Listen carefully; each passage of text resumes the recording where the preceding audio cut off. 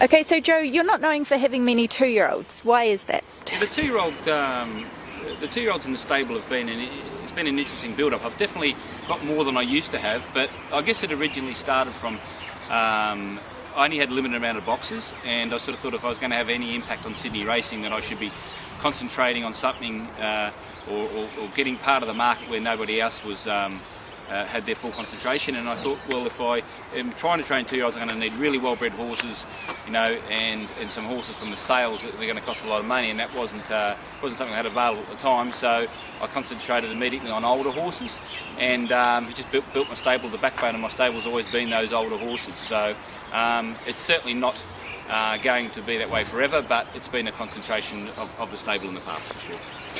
And you've never attended many yearling sales and bought many yearlings. Is this an accurate assessment?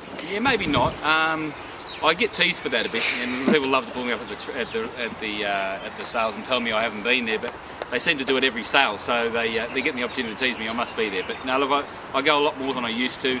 It's an important part of the industry, and look, I'm not as big a buyer as maybe some other people with the same size stables, but I've had some fantastic clients over the years, and they breed a lot of their own horses, and they also enjoy picking out their own horses. I'm more than happy to be part of that process, but at the same time I think it's I'm backed by some pretty good judges, and I'm happy for them to do a lot of that work, and it's easy to get carried away as a horse trainer and think that you're going to be a good judge of yearlings, but I mean, it's not necessarily part of the requirements for the job. So I fancy myself as a judge of yearlings, but I'm happy at the same time for people to pick out their own horses.